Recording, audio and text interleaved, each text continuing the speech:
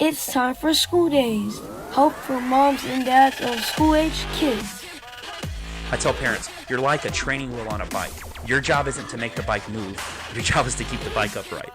Those of us who are the true educators, we really want to be given the opportunity to educate the whole child. Sometimes we make decisions with our kids on how we think our kids are going to feel in the first 10 minutes versus thinking about 10 months or 10 years. Oftentimes, as parents, I think we want to protect our kids, but I think one of the greatest gifts we can give them is allowing them to experience adversity. Yeah.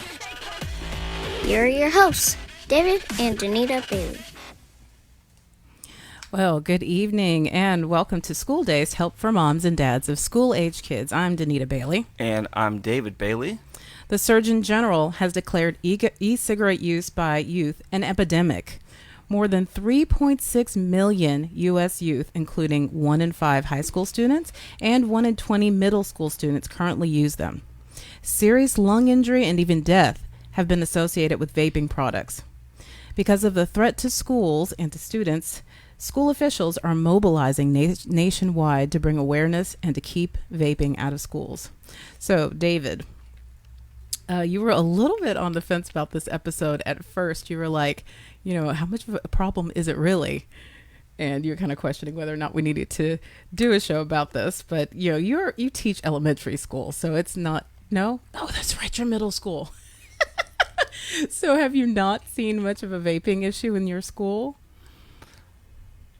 No, not, well, I haven't seen it, but that doesn't mean that it's not happening, because a lot of things happen in restrooms that I'm going back to, I'm dating myself here, that song in the 80s, Smoking in the Boys' Room. Remember that song? How's it go? You're not trying to, you try to bait me to sing. Hey, you I didn't bring bait me it to sing. I think, was it Cheap Trick? Was that the name of the? That sounds about right. Yeah, Cheap Trick. If I'm wrong, someone correct me if I'm wrong. But it sounds like I'm thinking it's Cheap Trick. And I remember, we used to call the group of kids that smoked in the bathroom the burnouts. That was the name. That was I'm not sure what it's called. I'm not sure if it's, but they were the smokers. And you'd walk in the room and there's just a cloud full of smoke. I haven't seen it at my school per se, but that doesn't mean that it's not happening. But apparently it is on a very large, very, very large scale. Very large scale. Yes. I've seen a lot of adults do it. Mm-hmm. I see adults vaping all the time, but I haven't seen a bunch of kids. But maybe it's an underground thing. I don't know. Well, and the kids that we would be hanging around would be our kids age 12 and under, so yeah, we wouldn't have much of an opportunity to see it. Yeah, so I guess the 2021 version of the song would be Vaping in the Boys' Room. Would that be the? Was that just an epic fail? I think they still smoke. Really? It's regular cigarettes? Well, not in the bathroom. But do they? I don't know. I haven't been to school in quite some time. Maybe it's more of a high school. I mean, we'll find out. But I'm thinking that may be more of a high school, and I haven't really been on a high school campus as much. So anyway, I would call it Vaping in the Boys' Room. Okay. Yeah. Yeah, I thought this vaping is not allowed in school. Man, this is such an epic fail. I'm gonna stop talking. I was like, good Lord, I thought this banter was going to be a little bit more. And they're like, these ignorant fools. They're just laughing at us. Look at them. Like and yes, you guys come on and please help us. Yes, and this is why we do not claim to be the experts on this show. We invite experts to talk about things. Yes. But before we go any further, let me just say it does take a village. If you hear a great parenting tip or nugget of advice, share it with your parent friends. Facebook it, Instagram it, tweet it, link it in, and add the hashtag School Days Show and hashtag I am School Days. And also, we want you to be a part of the show. If you have questions or comments, give us a call at 214-444-5575. Or if you are live with us here on Facebook, you can drop us a question there. So without further ado, we want to introduce our guests, or actually we're going to have our guests introduce themselves. Our first guest here is Jennifer Folkenroth, and she is with the American Lung Association. So Jennifer, if you could tell us a little bit about yourself. Oh, hold on. There you go. Absolutely. Thank you so much for having the American Lung Association on to talk about this topic today. I am the National Senior Director of Tobacco Programs with the American Lung Association and the Tobacco Cessation Content Expert, really working towards adapting programming initiatives to help combat tobacco use across the nation.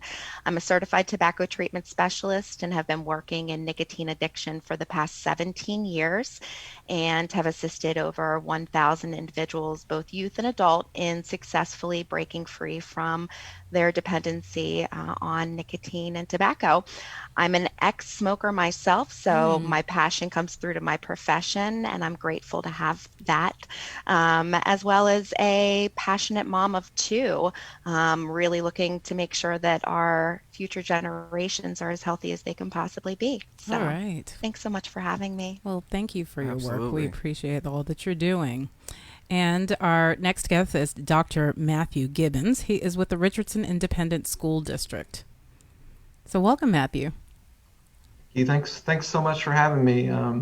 Mr. Bailey, it was Motley Crue. Motley Crue. Oh, yes. I knew it wasn't Duran Duran. They're a little too soft, Anyway, yeah. And it wasn't Motley Crue. All right. Thank you for that correction. I felt like I was right, but I know I was close. That's what I'm here for. Right street. I was on the right street, just at the wrong house. Yeah. Well, again, thank you guys for inviting me on. Again, my name is Matthew Gibbons. I'm the Chief Executive Director of Student Services in Richardson ISD, which is a fairly large suburb and just north of Dallas. We serve about 40,000 students. And I've been in the district for 20 years now. This is my 20th year. I've been a teacher, a behavior specialist, administrator. I have supervised elementary campuses, and this is my 5th year as the Chief Executive Director for Student Services. And one of the areas of focus that we have is drug and violence prevention. So I'm excited to be here and talk about this subject. All right. Well, thank you guys so much. Let's go ahead and just dive right in. Now, I was talking to both of you guys before we started the show and just saying I was really ignorant about vaping. I've never been a smoker. I do know a couple of people who vape and have, had a little bit of curiosity about it. But as I was researching for the show, I did a really deep dive. But there are going to be people out there listening and viewing that don't really know what it is. So what is vaping exactly? I'm happy to take a first stab at that one. Vaping is the use of an electronic nicotine delivery system, or ENDS. It can include a variety of different devices, though. So don't be fooled. They're all tobacco products, just in different costumes than the cigarettes and chew and, the traditional tobacco products we've been used to. So it's not, I'm sorry, so it's not healthy smoking? It's not healthy? Unfortunately, I think I'm going to break that bubble for you, David. Unfortunately, the evidence is coming through to really prove the harmful effects that e-cigarette and vaping has, and particularly, of course, American Lung Association. I'll be talking a little bit of the impact on lung health, particularly. But unfortunately, there's a lot to be concerned about with these products. They come in a variety of different forms that can be really sneaky. So, David, you're saying you're middle school. So, 1 in 20 middle school students, we're realizing are doing it. It's 1 in every 5 for high school. So you're going to have a little bit more prevalence in the older ages. But e-pens, e-pipes, e-hookahs, tanks, refillable mods, pre-filled, refill cartridges, variety of different carts. It is really an endless list of the various different devices that are available. The most common devices for vaping among teens include e-cigarettes such as Juul, or those disposable such as the Puff Bar. The Puff Bar. What's that? Yeah, what's the Puff Bar? Yeah. Incredibly concerning as well. So the Puff Bar, if you look in the early design of it, looked a lot like an inhaler, for treating asthma. So you can imagine the alarm and discouragement that we sensed the second we saw this device. they come in a variety of different forms. So even looking as though it's a flip out key, or some of these devices can even look just like a pen that you would just jot a note with. So they are incredibly discreet, and they don't stand out like normal traditional tobacco products that we're used to. Which is kind of the idea, huh? Exactly. Yes. So on social media today, I had posted about this episode, and somebody said it's not an epidemic. I'm exaggerating this, and so I do want you to kind of address that and tell me, how much of a problem is this exactly? Mm-hmm. So, according to the National Tobacco Youth Survey, the Center for Disease Control has stated the 1 in 5, the 1 in 20, and please know that we are talking about ending the epidemic among our youth. And we really are talking about healthier future generations here. E-cigarettes entered the United States marketplace in 2007 and became the most commonly used tobacco product among our youth starting in 2014. So for the last 7 years, it has been the most commonly used tobacco product among youth across the United States.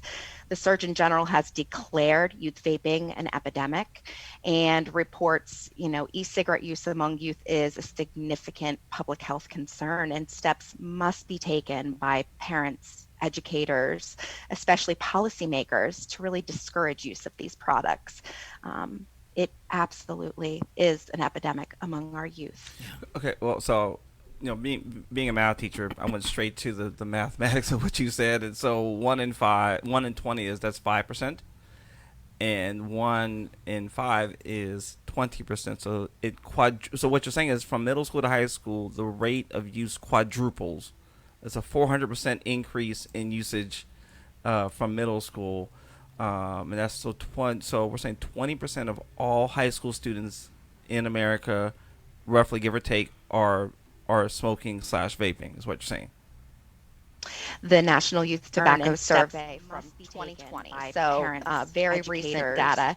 It was 19.6% of high school students had declared that they'd used an electronic cigarette in the past 30 days. So not even, ever in the span, but have been actively utilizing these products and devices just in the past month.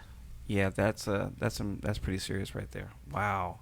So how young are we seeing children vaping? I mean, we see it's lower in the middle school level, but how low does it get that we start seeing people starting to use vaping?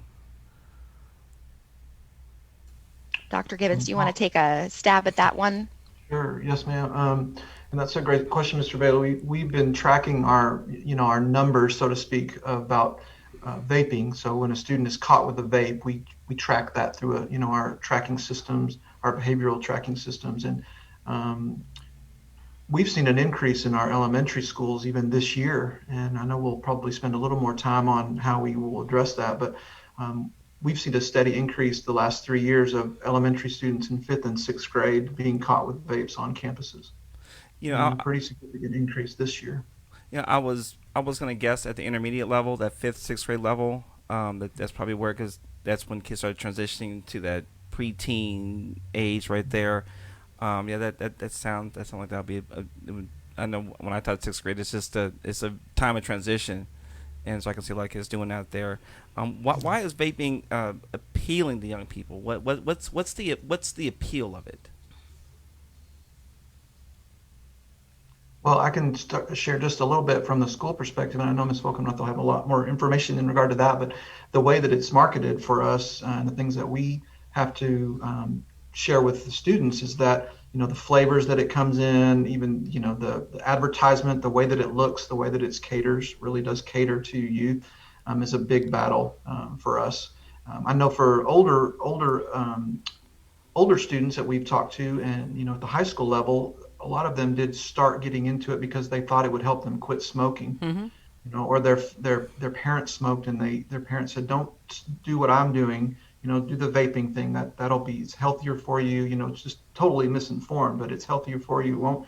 It's It's not as addictive. Do that instead of the smoking thing. And so we fight a lot of the marketing and just the flavoring from the school perspective.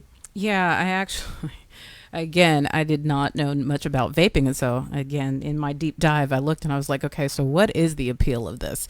And I found one flavor. There are some really yummy looking flavors. Not to, jump on the bandwagon here, but like there was a butter cookie. And it sounds like, you've gone to Baskin Robbins and you're ordering something, the way that they are describing this flavor. Say it. Oh, go ahead and say it. Break it down. I did type it out. It said crumbly butter cookie. No, you have to put your lounge voice on. Okay. It's a crumbly butter cookie fresh from the oven featuring a sweet golden brown butter flavor with an ultra, and it just goes on. And I was like, if I was a kid, I would definitely want to do something like this. And, it's got the cool factor and whatnot. But again, a lot of kids don't realize the dangers of this. You yourself, Dr. Gibbons, said that parents were encouraging their kids to do this instead of the smoking, that it's the healthy alternative.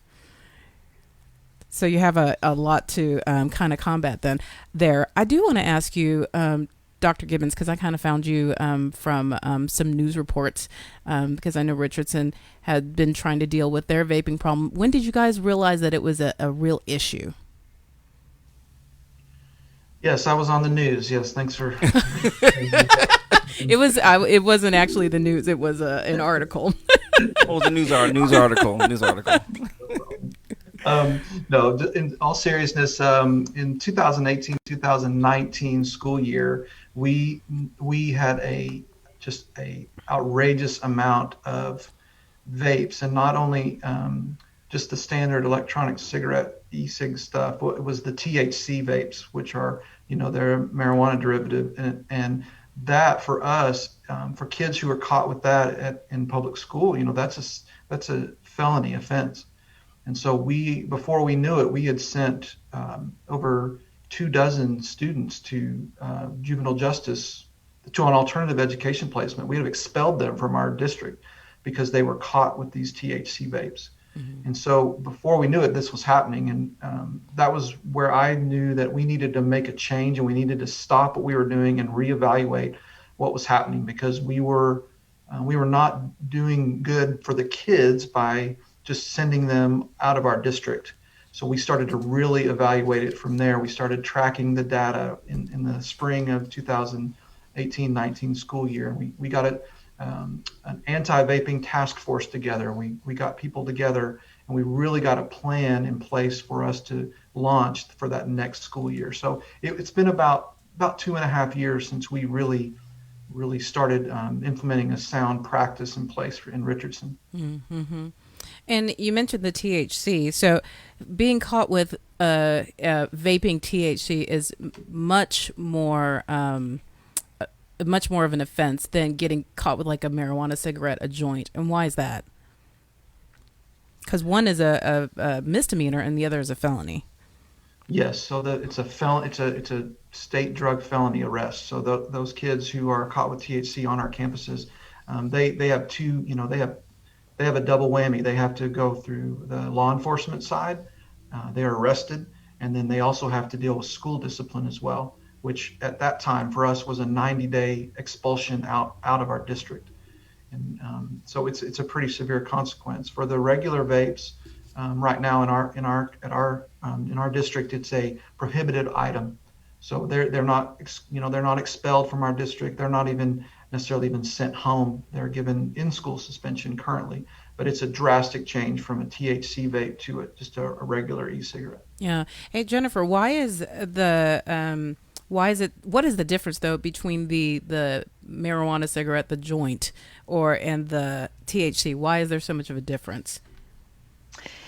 I can't per se say why the state policies particularly, right. It is established that way, but I can say that, the difference between smoking a marijuana joint versus vaping THC, smoke in itself is harmful to lung health. So whether it's from burning wood, tobacco, marijuana, there's still toxins and carcinogens that are being released, and irritants into the lungs. when it comes to individuals who are vaping and or dabbing, which is another terminology for the highly concentrated THCs that are aerosolized in more of a concentrated matter, with these products, there's a lot more research that really needs to take place in the impact that particularly is having directly on lung health and inflammation. But one thing we do know is inhalation of these substances, whether smoking, vaping, either method, you're allowing chemicals to be absorbed into the respiratory system. And of course, nothing other than clean air should be inhaled into the lungs, especially among our youth. There is no safe level of vaping for teens, especially. Mm-hmm. Is there a gender bent as to who is using it more, young men or young women, or is it kind of evenly distributed? Or what is there any data on that? So one thing I did want to say in the beginning, when you were saying about smoking in the boys' room and the kind of stigma associated with the traditional tobacco users of our day growing up in school, it's more about the change in that. So it's no longer the rebel. It's no longer the bad quote unquote kids. It is the aspirational, the college driven, the athletes that are using e-cigarettes and vaping products. It really is leaning more towards what some would associate as kind of the popular crew, which is even more concerning because those are in fact the role models that our elementary, our middle school, and other high schoolers are looking up to. So I think if anything, the trend hasn't so much shifted gender based, but more, completely changing the imagery of what a tobacco user is among our youth today. Mm-hmm. Wow. So tell us about the 2020 FDA ban on flavored cartridge-based e-cigarettes. I know that they're trying to curb use by youth, and we talked about how it's marketed through these yummy flavors. So how did that impact usage by youth, and what was it exactly? Yeah, so recent studies are showing that right around 31% of youth who are using e-cigarette and vaping products are doing it because of the flavors, the appealing flavors. And following the removal of almost all flavored cigarettes from the marketplace, cigarette smoking rates among youth dropped to historical low levels. So now we know that, in fact, this policy is truly effective.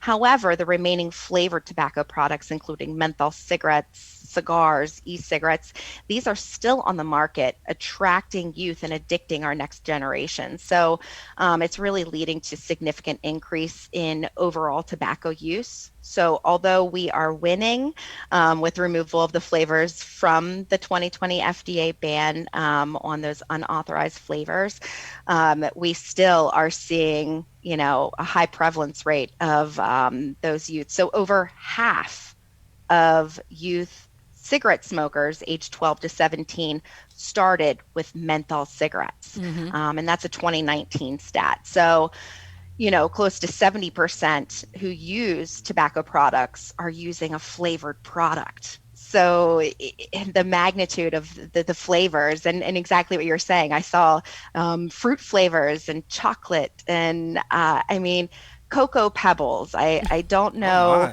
how many, 65-year-olds are going to the store seeking out the Cocoa Pebble flavor, right? Yes. So this ban, though, only covered vapes that are like disposable cartridges, right? So like the open tank, other kinds, you can still buy all the flavors for those. Is that correct? Yes, and we're seeing a lot of mixing as well, unfortunately. And when you start to mix with flavors and chemicals and nicotine, you can imagine that the toxicity levels are going through the roof. And really, we're not even understanding the full impact long-term of use of these products among our youth. So incredibly concerning that these flavors are still out there, hooking our kids and addicting our next generation. Yeah.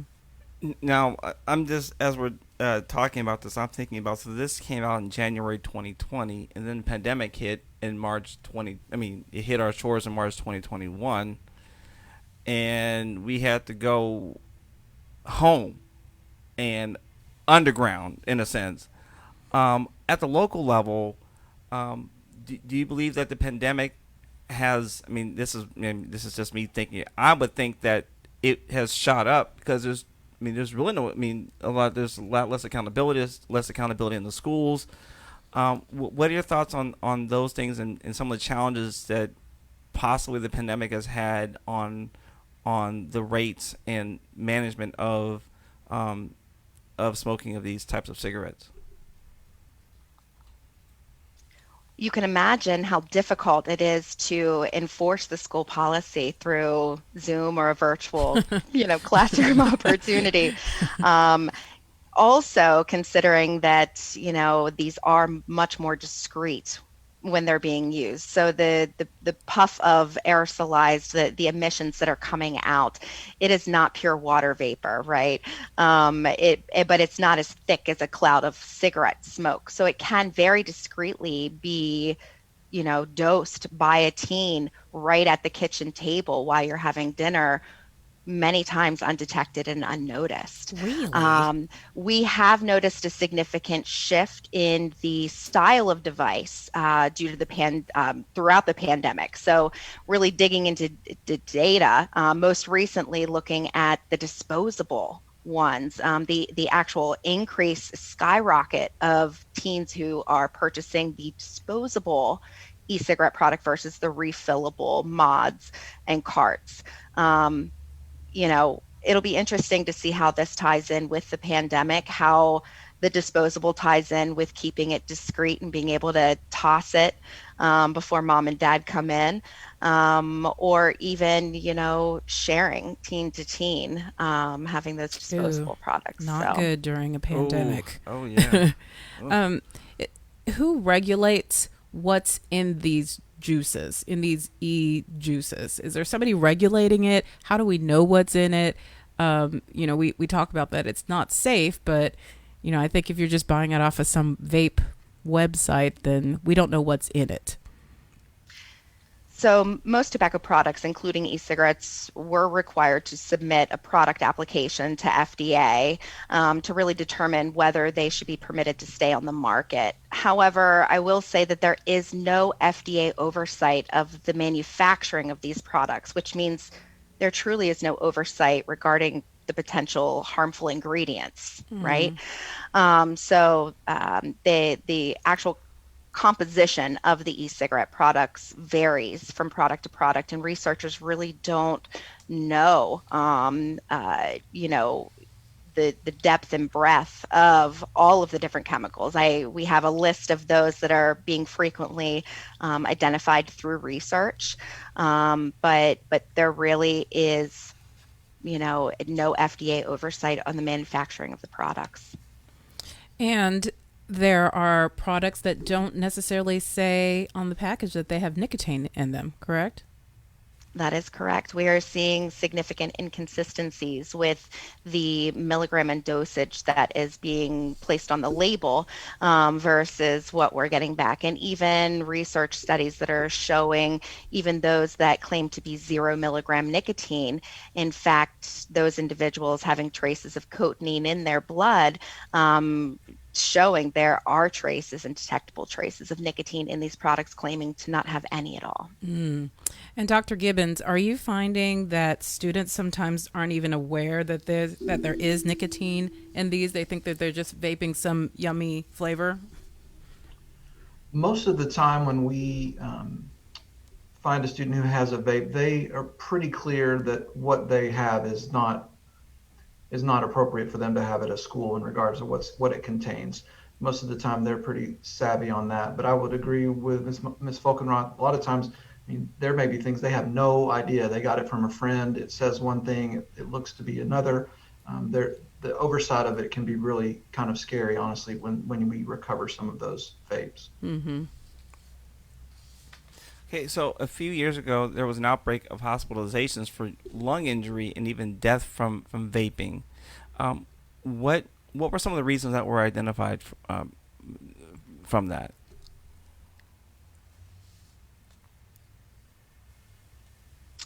So, talking a little bit more about EVALI. So, the emergency department visits related to e-cigarette or vaping, the products continue to decline sharply. They did peak, however, in August, September 2019.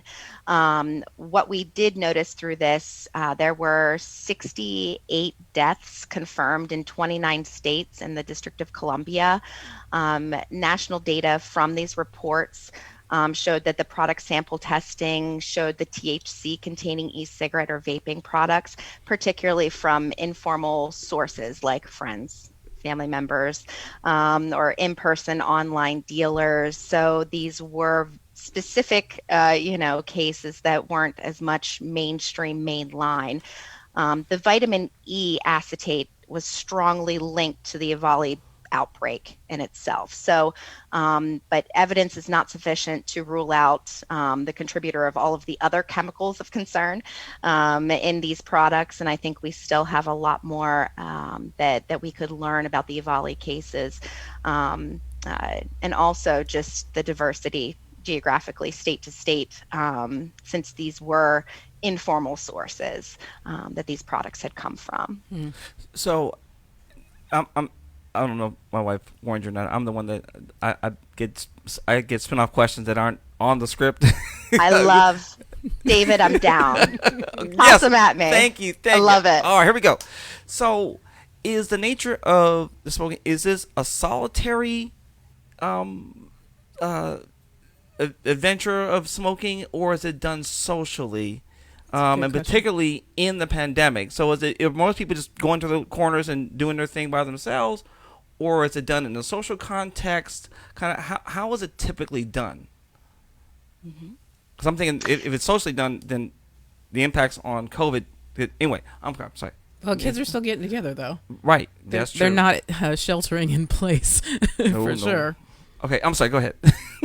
Yes, no. And you're right. Let's look at trending. So when school was in session, we were following, games of youth doing Snapchat photos of where they placed their e-cigarette device in the school and send it out to their group. And then whoever could scavenger hunt to find it next, take a hit, hide it for another scavenger hunt, Snapchat the photo.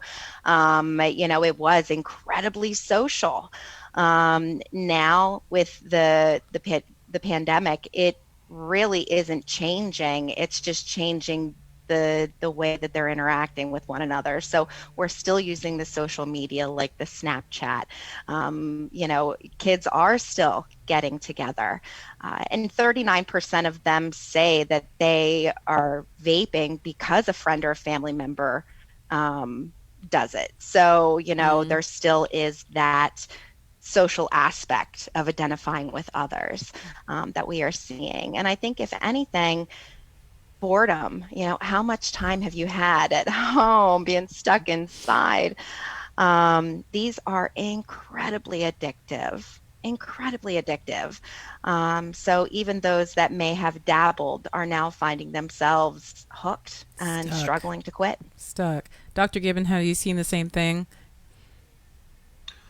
Yes, ma'am. We've seen kids are incredibly creative.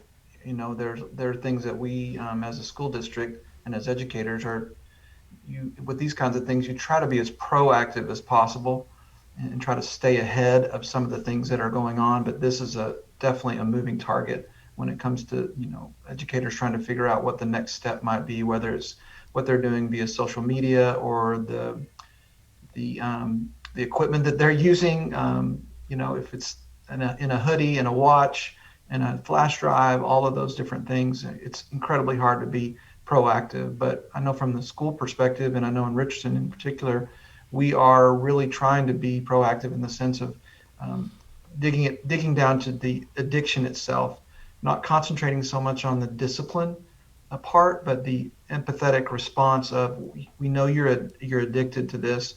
Now let's inform you and educate you and get experts like Ms. Folkenroth in front of you so that you can hear some of the dangers that are out there for you if you continue with this. Yeah, and we know a lot of the concerns about lung damage, obviously, with vape use, and particularly with the disease we have going around. I would think that you would not want to damage your lungs and cause yourself to be more vulnerable. But in addition to that, what are some of the other possible negative effects of vaping? So some of the effects of vaping going beyond just lung health. So particularly when we're talking about youth, additional risks include the brain. So brain development, incredibly vulnerable up until age 25. So youth and young adults are uniquely at high risk for long-lasting effects, being exposed to nicotine with the developing brain prior to that 25-year mark. Addiction, so young people's brains build, the connections faster and become hooked and addicted even faster. Behavior risks. So, some evidence suggests that e-cigarette use is linked to alcohol use and other substance use, such as marijuana and other drugs. We also are noticing with e-cigarette and vaping a risk of dual use, so increase in youth that are using multiple tobacco products. So they're not just per se juuling, but they may be juuling and smoking cigarettes and chewing. So really using more than a single product. And aerosol and other risks. So when we talk about cigarettes, we always talk about secondhand smoke, but when we are now looking at e-cigarettes and vaping devices, we can't forget the aerosol. This is basically a chemical cocktail-filled plume. It is absolutely not harmless. It contains potentially harmful chemicals, nicotine, ultrafine particles. When you're breathing these down deeply into the lungs, you really are not only affecting yourself, but also in the vehicle or anyone who happens to be around you. So secondhand aerosol is also not safe. So not just the risk to the user, but also those around them. Is it more dangerous than secondhand smoke from a cigarette? Or as dangerous? I actually meant as dangerous. It's an excellent question. I would compare it kind of like oranges and apples, though. Unfortunately, they don't. They're not really able to be compared side by side. I will say that both have significant evidence behind them showing the harmful effects of both the secondhand smoke and secondhand aerosol or e-cigarette emissions. So neither is safe. We both keep trying to ask a question. I'm trying to get a question in edgewise here. You can go. Okay, so with all the the knowledge that the experts such as yourselves know about it, kids don't care about all that stuff. No, they don't. What's the draw? Like, what we don't remember back in the 80s? This is your drug. You're bringing on drugs. Yeah, but if someone on drugs, I've never have smoked drugs, or I've never have smoked, but there's something about it. We know about the taste, but what's the feel? They're feeling something when they're taking it. What's the draw that's drawing people in to say, yes, I want to keep doing this again, because I don't want to know about the effects. Like, what does it feel like? How does it feel? Is there any descriptions or anything you guys could share to help us understand why keep coming back again and again for it, beyond just maybe just beyond the taste of it?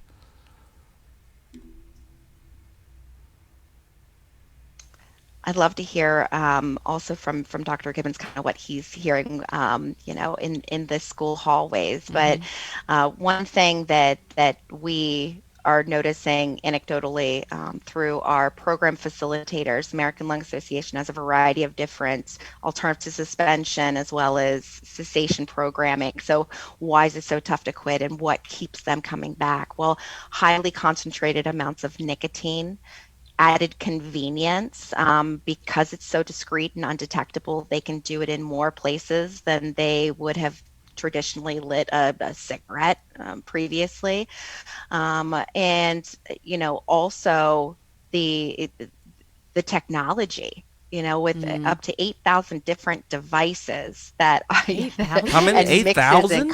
I mean, the amount of different combinations. It's the technology behind it is it's fascinating. It's new wave.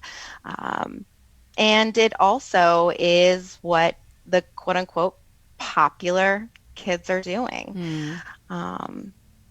Well, this was originally a smoking cessation device. So for those that were actually using it for that, is it giving them the same hit? I mean, again, I've never smoked, so I don't really know what I'm talking about. But is it giving them the same sensation as it was with smoking? So you're not going to experience the same heat, that hot feeling that you would off of puffing off of a cigarette. You will, the actual buzz. So we have some kids that say they get nick sick. So getting nick sick is really having too much, let's say multiple pods or cartridges in a single session or even a day, and getting nick sick where they feel physically nauseous and lightheaded and dizzy, nosebleeds. It's kind of like a high. And Dr. Gibbons? Well, some of the responses we got when we met with some high school students when we started our anti-vaping, our task force to really figure out what next steps would be, were spot on to what Mr. Bailey was saying. They don't necessarily care about the ins and outs and the dangerous pieces. They need, it's a social thing, and it's also something that maybe their family does.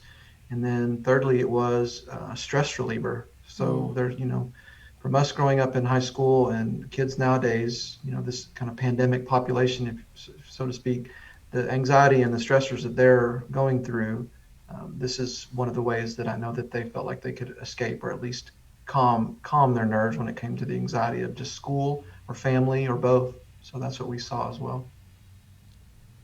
So I'd love to jump into the impact on schools and kind of what's being done. Jennifer, you guys have, the American Lung Association has a program that goes into schools, and you mentioned earlier, Dr. Gibbons, that you guys have set a lot of things up to try to raise awareness and get kids to stop. So I'd love to hear how this has impacted the schools and what you guys are doing to kind of make a difference in that area. So the American Lung Association has started the Vape-Free Schools initiative, and this really is to help provide direct support to schools and administrators on how to address this epidemic among their student body, not in punitive measures through policy. Dr. Gibbons was saying we have to do more, and he's spot on.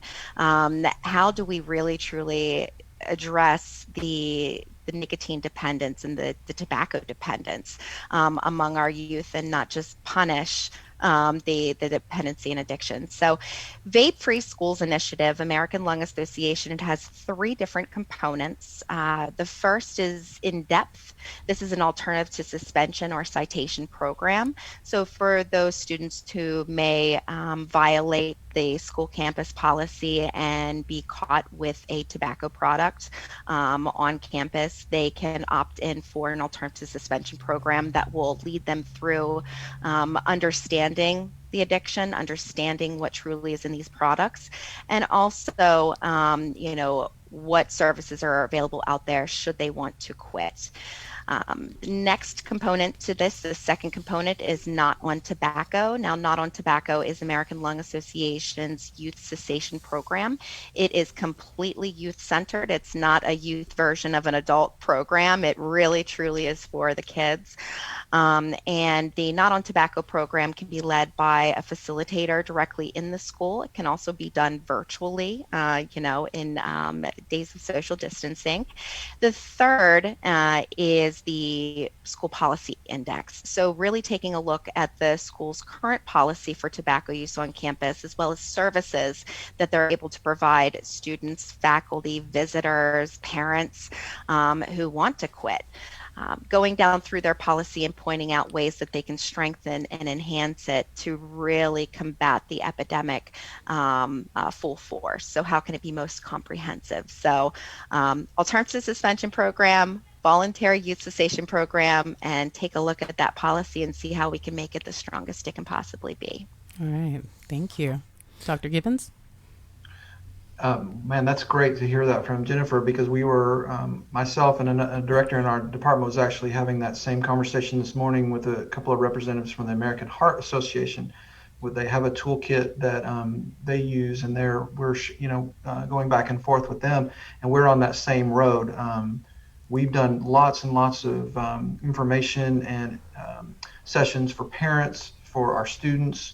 We want to be proactive to inform all students of the dangers of vaping. And then once we know that there's a student that has participated in that or been caught, we want to offer those cessation, less disciplined, more empathetic educational sides of things for our district. So we're spot on with what Jennifer was talking about. And that's what we're looking to do and really start moving forward with, even as we get into next year.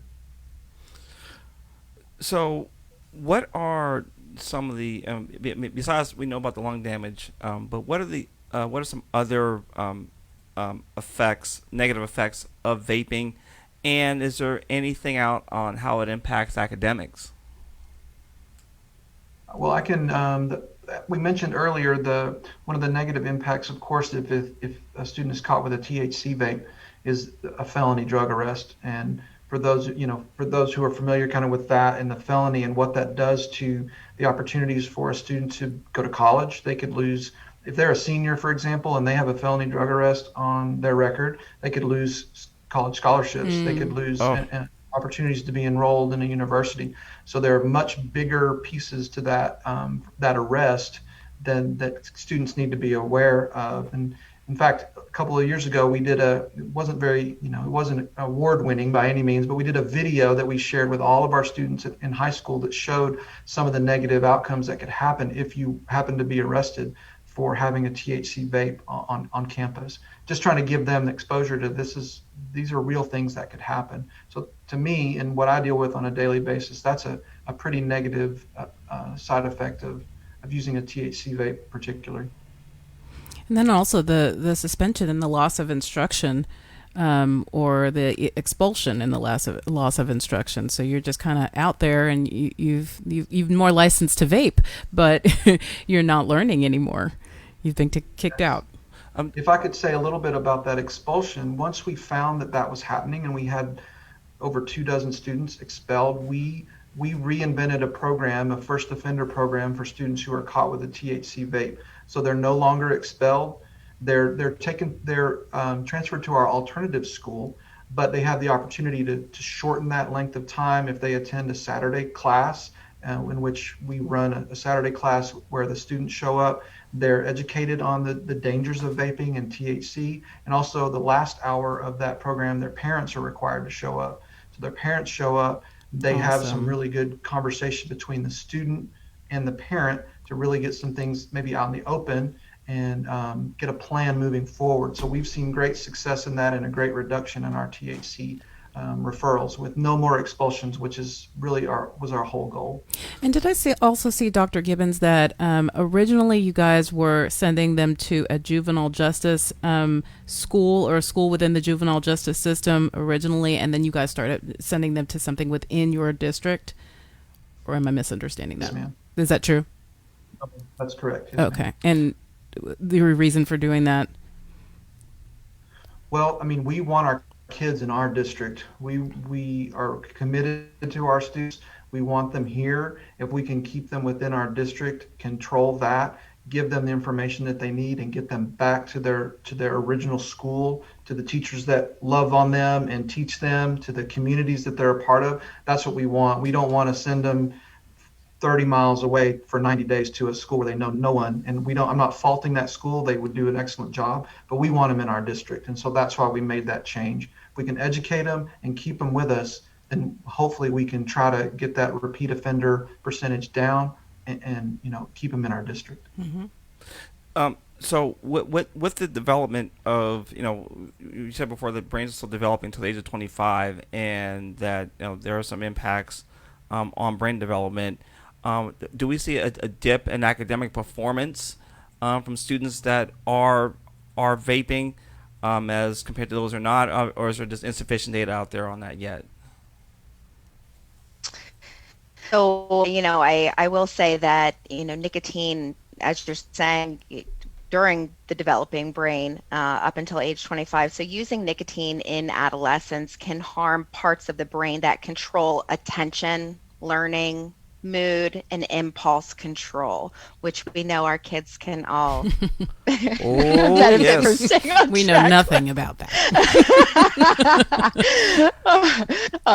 Each time a new memory is created or a new skill is learned, stronger connections are built in between the brain cells. So young people's brains really build these connections faster than adults. So nicotine really changes the ways that these connections are formed in the brain. So that's a long listing impact as well. But using nicotine in adolescence may also increase risk for future addictions to other drugs. But yes, research is definitely backing you up, David. It is absolutely making a difference in terms of the attention span, the learning, the mood, and impulse control. Wow. So when we decided to do this episode, I talked to a couple of people about vaping. A stranger on the street, not really on the street, but a stranger as I was shopping with, I had a conversation about vaping and with a neighbor. And one of the things I noticed is that when I found out that they vape, there was like this shame and this just this feeling of, I really, really want to be able to stop this, and I can't. So what do you guys share with the people that you speak to about how to overcome this addiction? Excellent question. So e-cigarette vaping products, they're all tobacco products. And at the end of the day, the methodology behind behavior modification and changing that and transitioning through quitting is similar across the board. We recommend that individuals always develop a quit plan that includes two different components, both an FDA-approved medication, a cessation medication, over the counter or prescription, as well as counseling, actually enrolling in a program and gaining that support and that step-by-step plan that can be individualized to you. So counseling plus medication is going to give you the biggest chances of success and maintaining that tobacco-free lifestyle. I would also just say you have to really want to quit for it to work. Unfortunately, the shaming, the guilt, the feeling like you should quit because of others, unfortunately, is not going to keep you in for the long haul. You really have to want to quit and have your own personal reasons for it to be truly successful. Dr. Gibbons, what are you guys sharing with students? Because to David's point, they don't care about all of that. So you were just saying, Jennifer, you have to want it. The first step is admitting that you have a problem. We hear all the time, but then having a desire to do this. And if this is the in thing to do, what are you guys sharing with students to make a difference in their opinion about this? Yes, I don't know when it happened that I became uncool, but it certainly happened, and it's sticking around and not going away. So I totally agree with that. Teachers can develop amazing relationships with students, and we know that can be impactful. those types of conversations, but even more impactful are student-to-student conversations. And so some of our peer mediator, peer mentor, our mentors within our high schools, we've done for the last couple of years, we've had programs that go down to the junior highs and even to the elementary level, where high school students are talking to younger students about the dangers of these types of, e-cigarettes and vaping and those kinds of things. And then we've also done that at the high school level, where we've had leaders at the high school, leadership, student leadership at the high school share some of their struggles with other students at the high school level as well. We want to stop avoiding tough conversations with our kids, not only in the area of vaping, but in all the other areas that, when we're talking about mental health, when we're talking about, just suicide awareness, vaping, violence, anything, we want to get that out there and have those conversations and try to help support our kids. So we use kids to help, to really help our other kids. That we found that to be the most useful. Mm-hmm. And how do, we've got a lot of parents listening, and so how do we start having these conversations with our children? How do we broach this subject and say something, hopefully that, we don't sound completely crazy, but something that they'll actually listen to? So American Lung Association has launched a Get Your Head Out of the Cloud campaign, and this is all about helping to provide parents with the tools necessary to have this conversation. So talking to your kids about vaping and e-cigarette use while they are still willing to listen. If listeners go to lung.org, they can download a parent conversation guide. We have lots of tips in there, general conversation guide for guiding the questions, what even to ask, how to approach the conversation with the kids, and also having a little bit of, knowledge and intel, just as you did your homework prior to doing this conversation, this podcast today, doing a little bit of digging and understanding. So before you talk, knowing the facts, putting yourself in your kid's shoes prior to the conversation, while you're talking, how to acknowledge your child's, independence and really make sure that the message is coming across. One that we are really noticing is most impactful is talking about how big tobacco companies, the tobacco industry, is manipulating our youth. If there's one thing that is getting the perk up and getting teens motivated to fight back against this epidemic and refuse to be the next number, is the fact that the tobacco industry is seeing them all as replacement customers. Customers for those that they lose every single day who die from their deadly products that they're putting out. So when we can have that conversation with our kids and let them know the manipulation that is taking place, we can have a little bit different of a mindset in engaging them in wanting to push back. That is awesome. And, I never thought of that about that. And this particular generation is one that is just not willing to, is more interested in causes and things like that, but also just not willing to, give in to the man and that sort of thing. So I can see that would be just very, very effective to let them know they're praying after you guys. They are specifically marketing to you guys and product developing so that you guys can be hooked and turn into lifelong users. Mm-hmm. Absolutely. Yeah. And any of the listeners, you can go directly to talkaboutvaping.org and download that parent conversation guide and really prepare yourself to have that conversation, some quick tips. And you don't always have to have the answers either. Let the teens be the expert in the conversation. Ask for their perspective on the products. I think, making sure that the conversation is two-way is going to go really, really far, and making sure that what's discussed resonates after the conversation is over. Yes. Okay, well, one last question. Two, because I have one also. Oh, two. Oh, okay. I thought you were about to bring it on home there. So what would you say to a parent who may be smoking or vaping themselves. Oh, that's good. About their child. Do the conversation to me start with themselves first, or is it a child, this is for you but not me, or like what would you say to parents who may be wanting to get out, struggling to get out, or maybe considering everything we're sharing today, so maybe I need to make the change myself? How would you encourage them as they encourage their children? Be open and transparent of the struggles of the dependents on the tobacco product use, and talk about any past quit attempts that potentially you have tried yourself.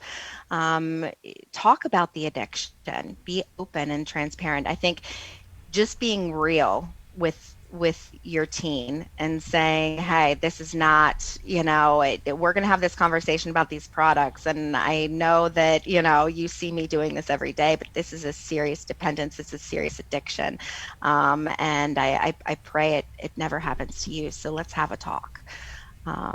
And recruit the kids, recruit your teens to help support you when you are ready to make a quit attempt yourself, so that they can see what that journey is like, having to break free from nicotine. Yeah, and Dr. Gibbons, you said that you require that parents are part of that program. So I'm sure you've seen some of this as well, that parents are using it and kind of do as I say, do not as you see me do.